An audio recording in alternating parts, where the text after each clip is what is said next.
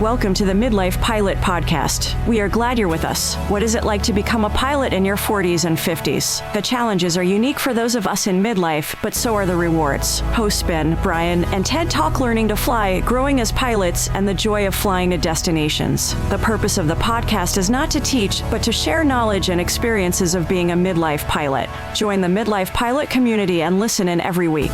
We are not CFIs or particularly intelligent, so if you want to learn how to fly, talk to anyone else other than the hosts of a podcast. Even this intro was too challenging for us, and we used a robot to do it. Okay, checklists are complete. Let's get the show started. Hello and welcome to the Midlife Pilot Podcast, episode 174. This is a podcast where we share the experiences and challenges of flying in midlife. My name is Ben, and I'm a pilot based in the Atlanta metro area. And tonight, we're going to be talking about just catching up on stuff. It's a whiskey episode. We're going to read some listener feedback, and we're going to bring in my co-hosts, my friends. We're going to start off with the gentleman who's located under the Bachelorette Super Charlie. He lives on Music Row. He's our friend. He's everybody's friend. It's Mr. Brian Siskin. Good evening, sir. Good evening. Nice intro, Ben. You're on the spot tonight, man. You are. Is it the spotted cow? Is that what's helping? Very well could be. And I have to thank Ryan K. in the chat tonight for delivering that to Thaden Field. I missed my spotted cow, and it's really leveled my game up, I believe. Oh, well, I'm just glad to be here, and I'm excited for an information whiskey. We haven't had one in a minute, so this is good. Also joining us tonight from the West Coast, one of my favorite towns, Portland, Oregon. He doesn't have a spotted cow, man, but you know what? That's okay. He's got his beverages. Oh, he does have one. Of course. Well, your subtitle says otherwise, so I was just reading from that. It's everybody's friend. He's our sport pilot extraordinaire. Hello, Ted. Hey, I am glad to be here. Yeah. I'm glad to see you. Got a big crowd tonight. Very excited about to be talking and catching up on stuff. We talked about a little bit about Thaden Invasion last week. Or in the episode last week. Since then, we put the Beast into annual. And you know what? I reached out to my brother-in-law. I'm like, when is the appropriate time to follow up to see where we are in queue? Like, there's a fine line of not pissing off your AMP and also being curious and satisfying that curiosity. And we came up with a good time. So we'll be checking in maybe later this week, early next week to see how the Beast is doing and how much it's going to cost. I thought you were going to say, and so now we're looking for another mechanic. Anybody knows anybody? It's so many times that I have this contact card pulled up. I'm like, just don't do it. Just don't do it. Just don't do it. Is it like when you wanted to call that crush that you had in like when you're a freshman in high school and you're like, you dial 6 digits and then you stop and there's like, no way you're going to talk to them. You won't talk to them in the hall. Why would you call them on the phone? It's so easy to overthink this. I actually thought about driving to the airport and just telling him I was in the neighborhood, which would be the most obvious thing that I wasn't, because it's so far out of the way of anything. Oh, yeah, I was just passing through. Want to come by and say hello. Yeah, they would know. They would see through that in a New York second. So it really is exactly the same. I mean, it's funny too to think that we used to have 7 digits of sort of barrier steps between our wants and our realities, and something to stop us. And now there's no guardrail. You can almost call somebody accidentally pretty easily. You know, it's one touch impulse, and they're being called. I wonder what kind of strife this has caused, for younger people. We had to sit there and think about, okay, not only do I have to convince myself to dial these 7 numbers, but then when it rings, her dad's going to answer. Oh, yeah. Please don't be the dad. Please don't be the dad. Please don't be the dad. Right. Oh, man.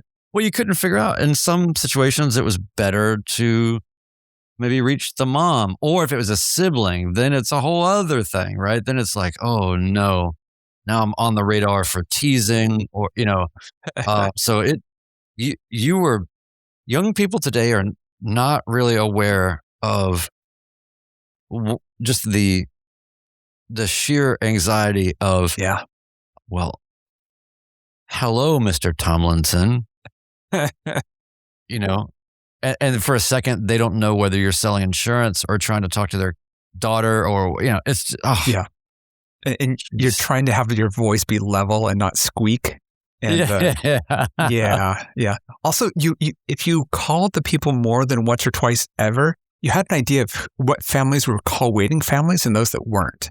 And you kind of hated to call the call waiting families because you'd get dad, but you interrupted his phone call. Yeah. And he's now talking to this brat on the phone. And he's like, you want to talk to my who? And I'm on the phone with somebody important now.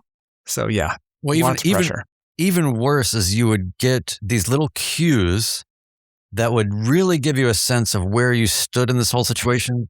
And these are cues that you did not ask for or want. So it would be, you would call and then, I don't know, say it's the whoever, the mom answers the phone and you ask to speak to Stephanie or Patricia or whatever it is. And, you know, it's not Kaylee. There were no Kayleys back then. That's 20 years later. Yeah. So, you know, Jennifer, I'm calling to speak to Jennifer, and the person on the phone would then, you know, kind of put their hand over the phone and then yell across the house, you know, to try to get the girl's attention.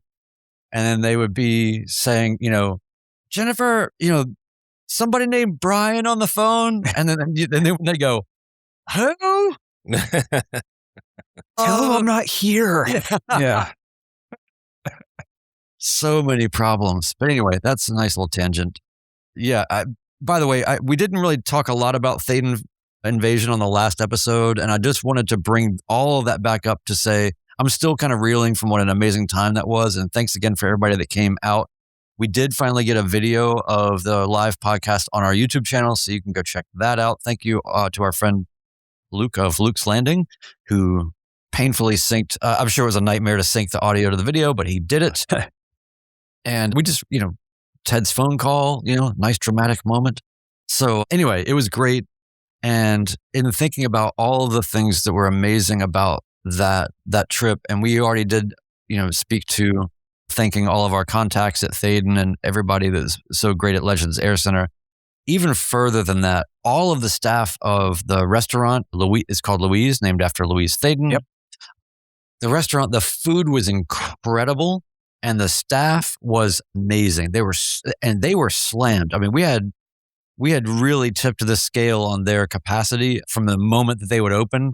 I remember what it was like when I worked in a restaurant, and you know, when you're at full capacity the moment you open, that is, you know, you don't get a chance to warm up into anything. It's all just bam happening. And they were all so kind and so helpful. Just everything about the whole place was great. And I just enjoyed so many conversations. We just sent out some thank yous, and, you know, Bob and some others. I just had some great, really meaningful conversations with a lot of you guys. And I just wanted to shout everybody out that made the journey to get there, except Ted. Yeah. I listened to the podcast when you got the edited version dropped, and then I watched Luke's video version. But after that, I feel like I should have been there and watch every version that comes out and analyze it. No, it was pretty cool. Yeah. You know, we were at the restaurant, at the brewery, and the gentleman, I am going to shoot myself for not being able to remember his name, but he was a doctor in Mississippi. And he had come up to us. He had his wife there. And this was the first night at the brewery. And he's like, "Are you with the Midlife Pilot podcast?" And I had this hat on. But he was a listener only. He had never seen the video. So he wasn't sure if we were the host or we were just there hanging out, you know. And it was so great to meet him. Such a nice guy. He had parked his plane over at Rogers Field. And he was at the live show, and it was really cool meeting him. So it was nice to see. We don't get to see his name in the chat because he's an audio only listener. And meeting Phil there, who is now in our chat this time. It was Victor was his name. Thank you for that, Philip. Amazing guy. It was a really cool event, as they all are. But this one, it was really special. Yeah. So yeah, really Phil, I'm making Ted feel a lot better about this now. Exactly. Well, you know, we'll get into it during the show, but we're talking about relationships and phone calls. And as my spouse says, I put a ring on it with the egg. So talk about that during the show. Yeah, you did, didn't you? Yeah. And another thing I just wanted to bring up really quickly is, Ben, can you even land an airplane? I mean, we promised ourselves we would start giving Ben grief about landings more, even though he has no. Well, you can also give me crap about my pattern work too. My 7 mile left bases and. Oh yeah. You can do that too. The landings, I haven't had any in a while because I haven't had a plane in a while. So we have the same story to tell. But did you go to another fly-in? So we did. Our friend in the chat, and I guess he knows about 80% of the people on planet Earth. It looks like it's coming to be. But Lord Alpha Juliet in our chat invited me to go down to Cochran, Georgia, which happens to be where my youngest son, Evan, is at school for his AMP and also getting a 4-year degree. But they had hot dogs and hamburgers. It was kind of a fundraiser for the airport itself. There's not a lot, there's a nice little FBO. My only takeaway from the story, we had a great flight down. AJ was PIC. We flew in the 206. We had 5 adults and almost full fuel. And that thing still performed pretty great. But despite AJ's best efforts. But, it's maybe the second time I've been in this FBO, but it was one of those scenarios where I felt like that I was in a strange place, but I was also walking into my home. I walk into the FBO and there's about 6 guys, maybe the youngest was 70 years old. And they said, come on in. We're just in here solving the world's problems. And, you could tell these guys, and they said, we're here every morning for coffee. And, whenever you come and join us. But they were hanger flying, but probably cubs. And I don't know, it was just a vibe that just made you feel like this is how small town life is. And this is how I grew up in it. And it was really, really cool. I had a couple of musicians playing on a trailer stage, playing great music. It was fun. It just wasn't a huge attendance at it. We'll just leave it at that. But it was a lot of fun. Threw Terry in the back seat, in the back, and had Evan with me. And then another one of AJ's club members. We all flew down there. And when it was time to go home, we took off. And then we did a lap in the pattern and did a low approach. And AJ comes screaming across the runway at 140 knots and gave him a good wing wag that I thought was going to rip the wings off, but didn't. And then had an uneventful flight coming back into McCollum. So we expected for deer on the runway. Oh yeah, and there were no deer. There were imaginary deer that he was running away. So we'll leave it at that. Terry's getting some hours in. She is, and I offered her to come with us, thinking that maybe she'd go. But she's like, "No, I'm really excited about this. I want to go down there." So yeah, she's logging some time now. That's awesome. Yeah. So it was a good time. What about you, Mr. Siskin? I know you've had, you're on a string of issues going on. It's just been nonstop, one thing after the other. The good news is the annual got done, and the only thing that we needed to buy out of the whole annual situation, other than just the inspection, was new hardware for the spinner, and that was it. So that was incredible. The flip side of that is that so many things have been replaced or worked on in the last 7 months or so, 8 months, that we've basically just been on an 8-month long annual that occasionally lets us fly until the next thing happens. So it's just been a bad streak. We're getting through it. I think we're running out. I mean, we're actually kind of running out of things. I mean, it sounds weird, but anyway, so replacing the plane one part at a time is continuing. And we had our fuel pump. As soon as the annual was done and the only thing we needed to do left was do the compression checks, and I needed to warm up the engine real quick. I go to start it up. Fuel pump's dead. Great. So we got the plane started, finished the annual, and then I ended up, having to go find a fuel pump. And so that was a whole thing. Got the fuel pump installed, and then when that was installed, it broke some fuel lines. And so now chasing that. So it's kind of like whatever gets touched, then the next thing, and then the next thing, and the next thing. Eventually, hopefully what we'll be doing is flying. I'm looking forward to that. But it's putting a major, this has delayed my commercial training by about a month. So I really need to get that done. So anyway, it's all good. I mean, people have worse problems, and honestly, getting out of annual with really, nothing was really nice, but it was because we've replaced every other single thing on the airplane. I'm going to go ahead and hit our housekeeping, our belly scrub real quick. You can join our Patreon community and help us keep the Midlife Pilot podcast ad-free. Your support makes this show possible, and every membership level gets you into our incredibly active, awesome, good-tempered, just awesome Discord community. So get in there. There are different levels. You can go learn about them on our website, midlifepilotpodcast.com, and just click support on Patreon, and then you'll see all the levels and all the things that come with the levels. For everything Midlife Pilot Podcast, just support us on Patreon, send feedback, grab some merch. I still need to get the t-shirt that's the aviation shirt. Yes, the aviation t-shirt. The Gen X shirt. Yeah, I love that. That's my favorite one so far.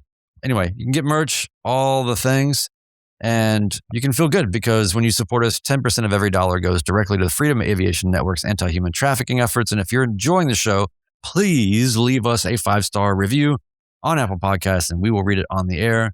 Hit subscribe, follow in whatever app you're using so you don't miss an episode. But more importantly, it helps other people find us because it's like a little tickle to the algorithm, So anyway, help us out, click buttons, do stuff, and let's keep doing this thing.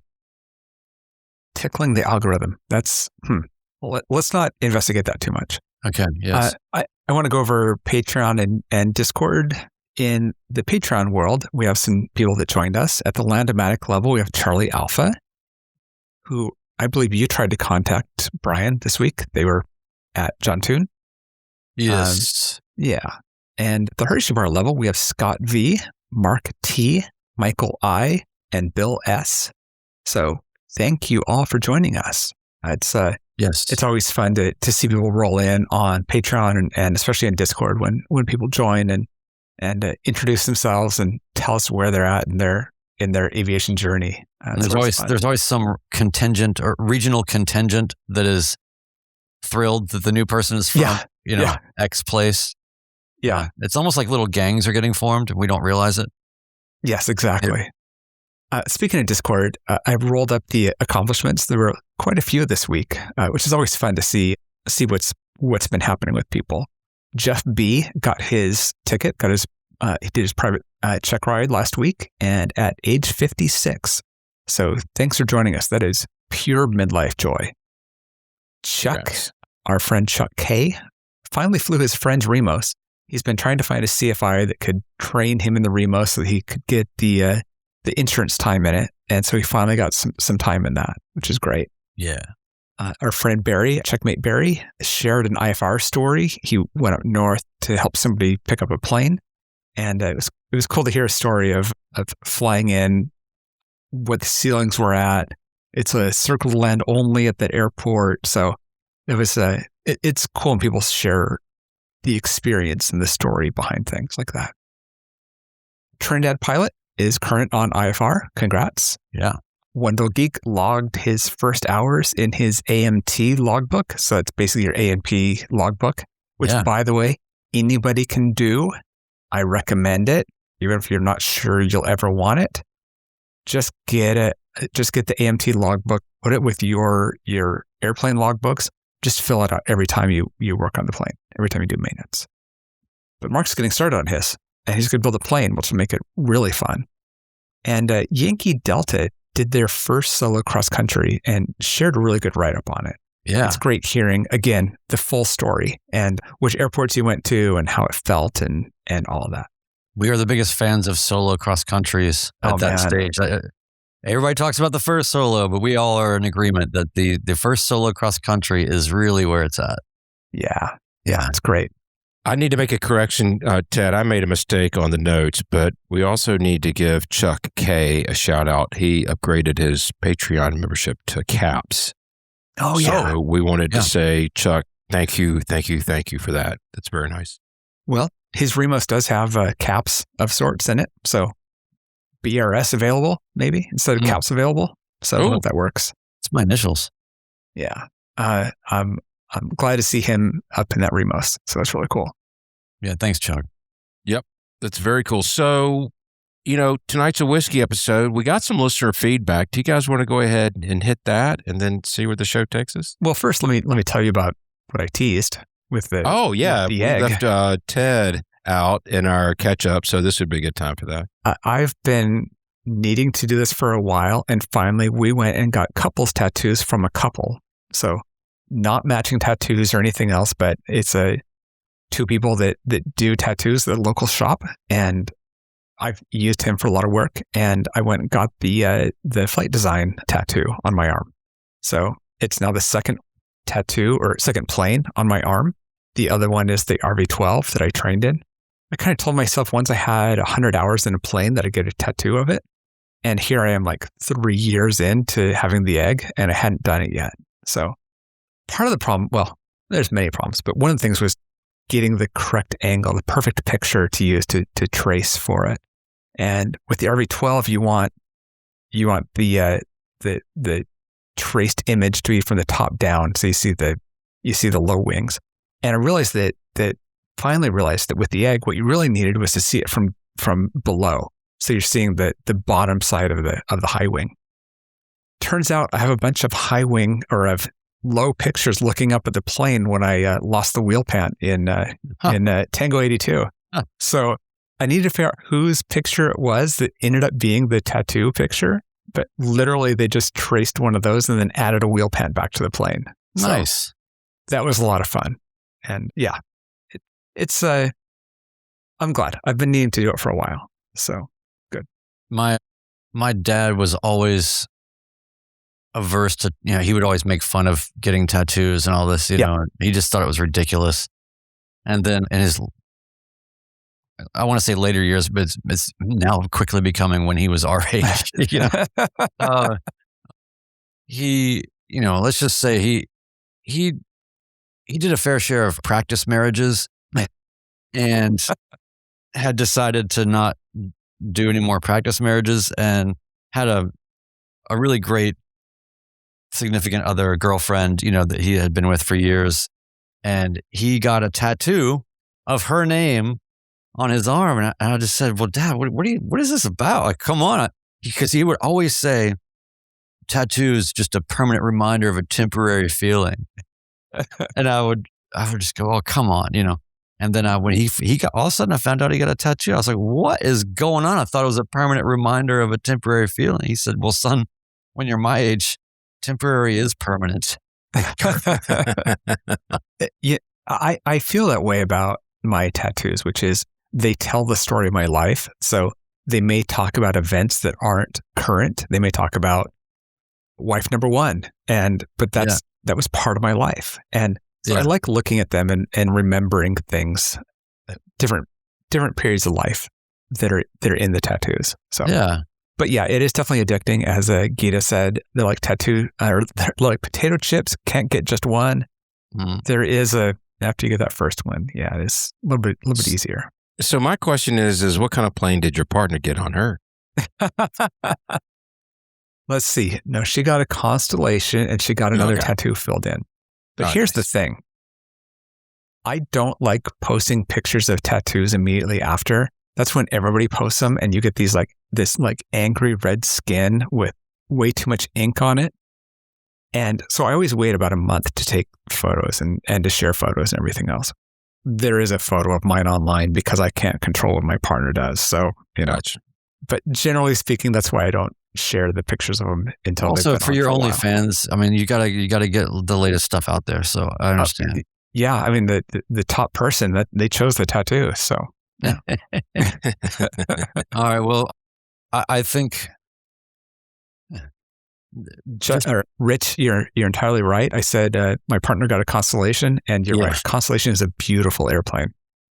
Yeah, but not that.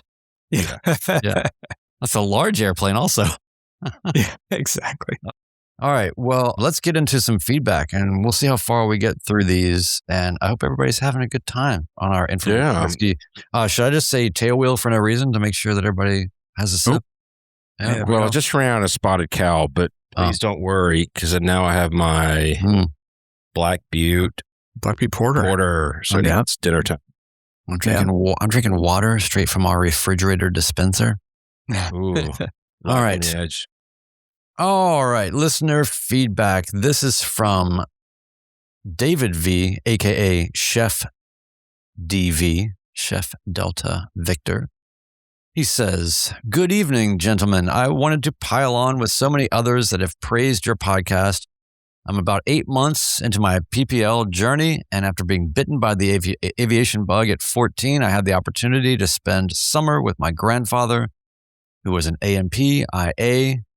We would fly in the afternoons after he gave me tasks around the hangar during the day that kept me out of his way while he did the real work. Now at 53, I soloed just a few days ago. Well, congratulations. That's amazing. Yeah. He says, here are a few things I appreciate about your podcast. All right. Well, this is great. I'm liking where this email is going, guys. Whoever picked this one, this is great. I don't see a follow-up section of bullet points where it's like, and then here. But that got caught in our email because it was too long of an email. Right. We had to trim it down. So the counterpoint we had to take out. He says, here are a few things that I appreciate about your podcast. 1, it has kept me inspired and encouraged through the maintenance and scheduling delays that I've learned are a common thread through most people's journey. Yes, indeed. And it doesn't make it any easier to just know that it's kind of how it goes. But yeah, exactly. But there is some, misery loves company kind of thing, I guess. Or I don't know. There are times, let me just interrupt real quick. There are times when you feel like, why is this only happening to me? Yeah. It feels like you're the only human that's had 12 weather delays to get your check ride done. Yeah. And when you hear other people talk about it, there is some solace in that. Totally. And it is very easy to feel like the universe is picking on you, but it's picking on everybody. It is. Number 2, contrary to your advice, I went all the way back to episode 23 and started listening there. I'm a grown man. You can't stop me. I'm on episode 156 now, so I'm close to being current. We have no currency requirements, but man, that's a lot of hours, and we really appreciate you going down that road. And I myself cannot go back and listen to things that are that far back. I can barely handle even this week. But we're going to continue to not advise that. But if you do it and you find that to be satisfying, then that's fantastic. Number 3, as I was making my way through the back episodes, I would jump to the next episode as soon as Ben said, "Oh wait, haven't we read this one before? Have we?" I don't recall. I wasn't going to say it. Yes, we have read this one before. This is the only positive feedback we have, and now we're reading it again. Well, no, it's because I put it in there, and it's the only positive that I've received directly from someone else. So I thought it was worth saying twice. Were you here last week? Yeah, this has been like, haven't you seen the video of my one landing that was good? And he keeps showing it over and over again. We have the one email. Okay, yeah. I looked in the last one and I didn't see this in there, so I apologize. But I remembered it from episode 23. Ben, do you remember being on this podcast in the past? I do. Okay. Like 6 years ago. All right. Well, I tried to do my research. Well, Let's go ahead. You know what? If you send us really good feedback, and especially if it's complimentary of Ben, you will get it read 1.5 times. By the way, across 2. I like that you got 2/3 of the way through it till you realized that it was the second time. Oh my gosh. All right. I'm going to go to the next one. Hey, Chef Delta Victor, thanks again. Yes. Yes. My gosh. All right. This next one, though, is verified new because it was just sent the day before yesterday. All right. Can I read it? So I can just please feel like I'm finishing something in my life? Yes. Yeah. Okay. All right. Are you sure this one? Okay. All right. He just joined like 2 days ago. Okay. All right. This is from a new Patreon listener, Bill S. This is the last time we're ever doing feedback. Or last time I'm in charge of doing feedback. Yeah, that's okay. We'll fix it in post. Yeah. We need administrative help. Yeah. All right. From Bill S. He says, "Hi guys, I just wanted to reach out and let you know how much I appreciate what you're doing with the podcast. The honest, down-to-earth way you share your flying experiences really hits home. No fluff, no judgment, just real stories. That's pretty rare and makes a big difference. A little about me. I'm from Central North Carolina and I earned my PPL and instrument rating back in 2003. That's almost the before times, isn't it? Right? Like that is, yeah. That's when you actually couldn't be a magenta line person entirely. He says, I logged about 300 hours flying around the Southeast before life, kids, and work put aviation on pause. Fast forward to early 2025, I decided it was time to get current again. I jumped back in with a local flight school and spent a lot of time knocking the rust off. It's funny. My first thought was, I'd like to hear how this went, but that's actually what he's writing us about, and he's about to tell us. So that's the next paragraph. Is it obvious that Brian does not read these ahead in advance? The flying itself came back quicker than I expected, except for landings. Still a work in progress, LOL. But honestly, it felt like I had been in a coma for 20 plus years and woke up to a completely different world. Full color moving maps, dual G5s, and a fully coupled autopilot. It was like learning to fly all over again. On top of that, my quote, experienced eyes weren't too thrilled with the digital airspeed, altitude, and heading displays. You know, that's got to be a lot. That's got to be a lot. I definitely think that's something that we absolutely take for granted. And it really does make me want to put something over my GPS and, start using primary instruments more, the analog stuff, just to make sure that I appreciate what I have, if nothing else. Yeah. Well, and then just also, there's, I remember when one of the airplanes that I was training in the very beginning, it had a digital tachometer, and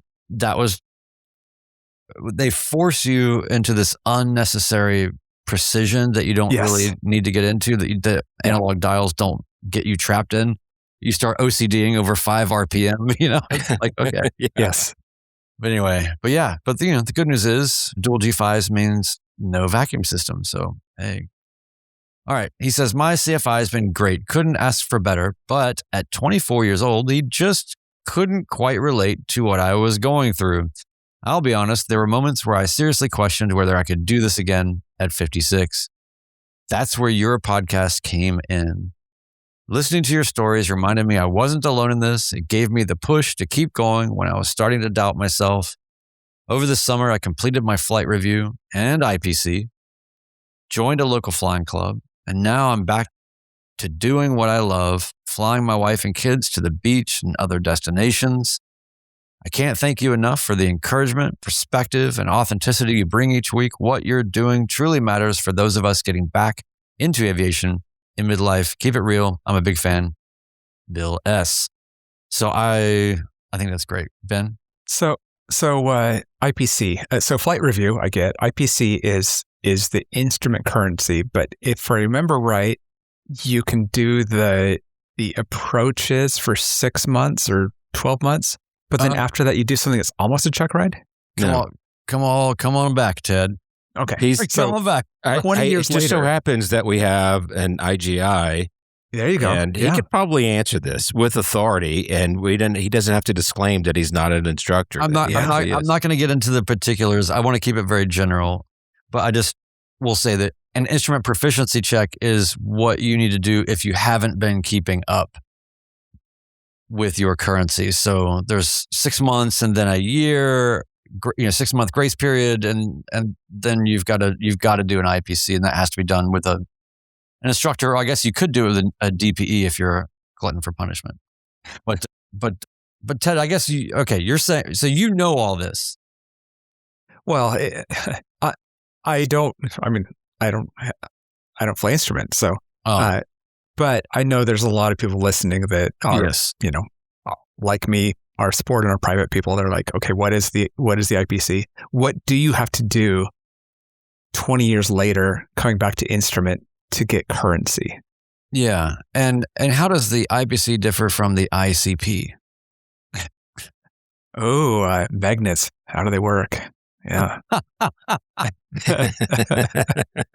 Look, I'm down with the clown. Although I will say, I do find it very interesting. Imagine doing your instrument work 20 years ago, Mm-hmm. and you were pretty much probably using VORs at that point in time and ILS signals. To come to today where it's GPS approaches with a few ILS throws. Yeah, like that thing that's a huge difference from what it was back then. Yeah, that thing that you have attached to your yoke bend that looks like a Texas Instruments calculator that is a GPS, that's probably the most of what he had back then. 100%. But you couldn't use that for an instrument approach. I'm talking about not only knocking the rust off and flying up to 20 years, but start doing instrument work after 20 years, because it's arguable.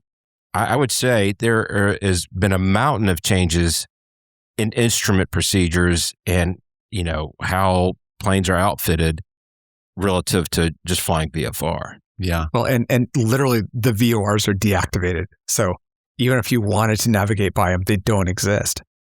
Wendell Geek and I were actually comparing ForeFlight and Garmin Pilot with that, because Garmin Pilot does a really good job of showing what VORs are deactivated, what are NOTAM closed. That is really hard information to get in ForeFlight and for anybody else in the world. It was really cool to see that and to compare and try to dig into it and see if I could find that with ForeFlight, and you just can't. So that a good comparison there, or difference in those two. One thing I wanted to comment on also is when he's talking about great CFI, but having trouble relating it with a very young person that was the CFI. That's just going to be, that's just tough. I mean, it's hard to find people that are older and instructors for the love of it. They do exist. And I'm not saying all young CFIs are just building hours to go to the airlines, but probably most of them are. So, yeah, I would like to hear a little bit more about that, or anybody else, if you have any feedback on your experience with a younger CFI. My primary CFI was not quite that young. I think he was 29 or 30, and that made a big difference, I think. But my initial instrument CFI was actually still in college. He was actually my son's age. And he was an excellent instructor. He really was a good instructor. It was a little awkward because he kept talking to me like I was his friend's dad. Yes, sir. And Mr. Singer, you need to do that. And I appreciated that. And I had to sit him down and say, I'm Ben. That's what you need to call me as. But the way we kind of connected was I knew some of this, concerts that my son was going to. He was interested. So I was kind of connecting with him through my son's eyes is what I had to do. Yeah. It's great. I mean, he was great. And then he went back to school and I got my primary instructor from that point on. But yeah, it's just different. It's not bad. It's not great. It's just different. Yeah. So do you want to look at the second one and make sure that we haven't read this already? Because I kind of feel bad about the first one. I don't think that we have. I'll read that one if you want. Go for it. So this is from Chris H. He says, "Hey guys, I hope you all are well. I just wanted to drop a quick note to Brian and say congratulations on your instrument check ride. I fell a little behind on the podcast because I was actually doing my commercial check ride, which went really well. I really commend your approach on how you tend to attack things from an IMC standpoint. I'm sure by the time I catch up, you'll have shared some really cool stories about your actual experiences. Cheers, Chris H." Oh, that is nice. I've been thinking about some of my dad's terrible jokes lately. He had, a greatest hits. And Ben, I think when we were in Bentonville, we were kind of going through libraries of dad jokes, if I remember correctly. Yes, we were.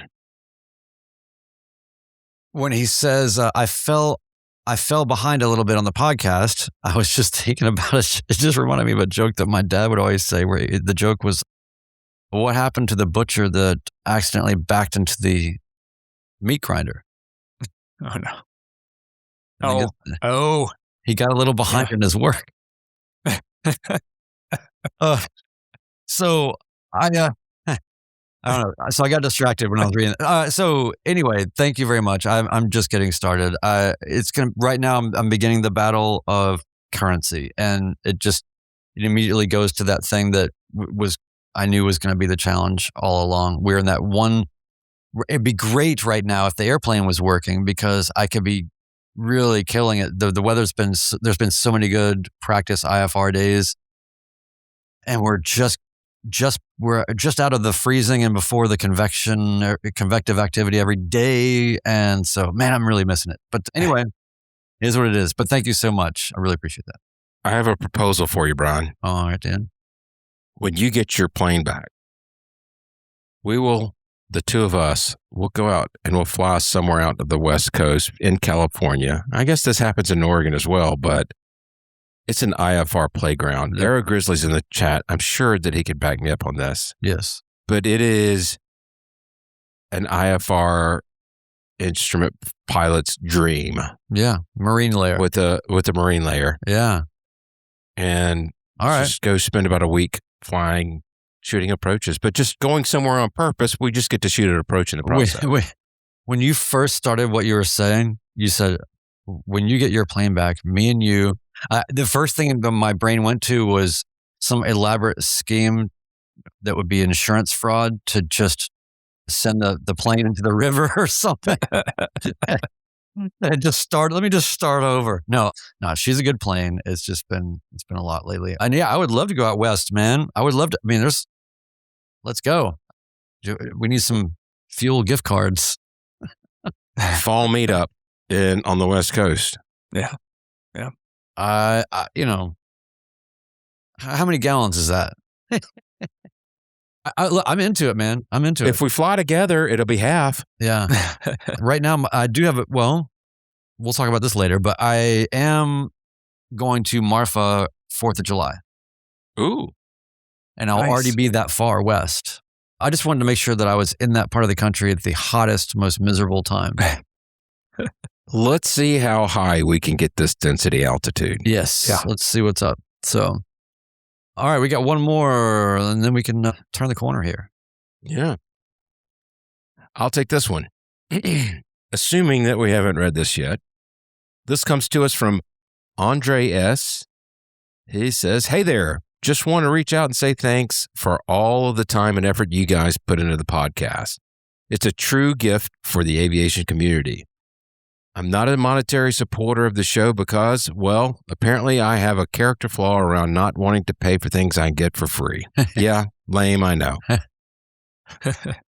As an alternate means of show support, if you're ever flying in Colorado, I invite any or all of you to swing by my home airport, which is in Buena Vista.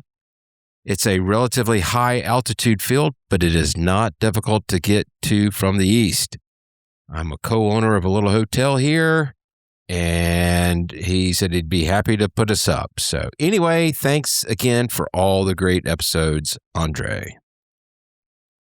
Yeah. Thank you, Andre. Be careful what you ask for. Yeah. Brian and I might be moving in. Yeah. AEJ is at 8,000 feet. So 8,000 foot runway and 8,000 foot in elevation. Looks like a fun place. I'm looking at this hotel. It's incredible. Yeah. So we can say the name of it. It's Surf Hotel. Which is surfhotel.com. So when you think of surfing, think of the mountains of Colorado. And yeah. He's like, I'm not a monetary supporter of the show, which by the way is so okay. And we'll talk more about that. Yes. But he really ninja this, because not only is he's basically saying, I am not a monetary supporter of the show, but you will advertise my hotel. And we did. So Yeah. the last feedback said, "Sorry, I was behind because I was working on my commercial." And this one says, "I'm not a supporter." That's okay. We're not taking attendance here. There are enough people to support the podcast that we can put this out and we can be happy about doing it. And it's not killing our wallets as we do it. So that's okay. We're not going to track down every single person listening to this and say guilt you into following the podcast or paying for the podcast. Thank you, all of you who do. It makes a fun community, but it's okay that you don't. And you also don't have to stay caught up with the podcast. You've got lives. That's the thing about being midlifers, right? So that stuff's okay. I just don't want us to be that podcast where it's like, oh, you're not one of us because you're not 100% in on listening and paying. It's like, no, it's okay. We're just a podcast. So anyway. So Chuck has a really good comment here. We just found our fly-in location next year with free rooms. Yes. Thanks, Andre. Yep. Yeah, we're all coming in from the east. No, that's we're really all going to learn about density altitude as well. So. Oh man. Yeah, it looks like Lord Alpha Juliet has caught up in the chat. He says if there's any held comments, please continue. He has blessed us to proceed. That's right. He has blessed us to proceed, and we are happy to do so. What else, fellas? Anything else we need to cover? No, but I do want to just say thanks again to our friend One Dull Geek for talking about his decision-making around leaving or not entirely leaving the certified world, but going experimental. And his TL Sparker project has, I think, for anyone, irrespective of what plane you may ever consider, if you just want a real insight into what that process is like, he's been so kind to share all of his thinking and reasonings behind, and he's such a deep thinker and person who really goes through the reason for everything, and you can really go through the decision and the pros and cons and all of that with him in our Discord. He's got a channel that's just for the TL Sparker and that whole project, and it is fascinating. And he's writing, pretty verbose, very eloquently organized posts that really walk you through a lot of his experience, and I'm really looking forward to that going on for a while. I want him to get his plane built as fast as possible, obviously, but in the meantime, it's just been such a great thing. So thanks again to our friend Mark, One Dull Geek, for being on the show and talking about all that and continuing the conversation so richly in the Discord. It has been incredible. Yeah. Yeah. First, we have to get Lord Alpha Juliet's comment here. Most of us experimented in college. Wendell is just a late bloomer, so he's experimenting now. Mark shared in his TL Sparker thread a analysis today of what could he have done with the same amount of money with a Comanche, because he loves the Comanche. And that's kind of the opposite end of aviation for being pretty old, and comparing that to experimental being brand new, obviously. Yeah. So Mark thinks through things very well, and I really appreciate that he posts things like that. Yeah. Yeah. And also, it looks like Aero Grizzly's on the record here in the chat saying, starting my IFR training next year, I promise, he says. Oh boy. So let the flogging begin. We're just somebody write that down, and well, I'm going to have the good fortune of taking him to dinner, or meeting him for dinner, I should say. Mm-hmm. He's coming to the Atlanta area in a short while. And so, I get to hang out with him and AJ. I think we'll get together. You should meet him on a park bench with a Pilot's Cafe PDF and a bologna sandwich and be like, oh, no. This is Aero Grizzly now. There will be a cigar involved. I can assure you of that. Yeah. So, what else, gentlemen? Anything else for the good of the order? Our friend Chuck, my sport pilot friend Chuck, reminded me as he upgraded caps, which is over $20, that tier, and that's fine if you can afford it. But he reminded me that when you subscribe through Apple, you pay the premium for subscribing on Apple. So $20 plus 30% actually ends up being a decent chunk of money. It may not be a big deal for $1 if you have to pay $1.30, but it starts adding up to more money as you get higher in those tiers. So you may want to go and change your support to being through the Patreon website rather than initiated through your Apple device. Yeah, I didn't even know that people could do that. When I heard that Apple's upcharging people 30% on top of what we have for our Patreon plans, I was shocked. I had no idea. Thank you for bringing that to our attention. I honestly had no idea that was happening. I wish that we could, do something to make that not even be an option. Yeah. We're not the midlife antitrust podcast, so we won't get into all the details about that. And, although it is weird that Ben's house is circular and has a forest in the middle. Yeah, exactly. You may notice that you can't buy Kindle. For a long time, you couldn't at least buy Amazon Kindle books on your Apple device for the same reason. Lots of crazy stuff about these companies just not agreeing with each other. So whatever, let them do their thing. Just if you want to save $10 a month, that's the way to do it. And they can go to our Patreon site, which is patreon.com/midlifepilotpodcast, if I'm not mistaken. We'll have it in the show notes for sure. Yeah. So I agree with Brian. Thank you for bringing that to the attention. Yes. Cool. All right. Well, if that's it, nothing else for the good of the order. Tonight, I pulled back from one of my favorite humorists, Will Rogers. You guys know him. He said, "I've flown in and out of every hole in the ground from New York to Nome. The only thing more exciting than taking off is landing. And that's because you never know which one might be your last." Signing off, episode 174 of the Midlife Pilot Podcast. Goodbye, everybody.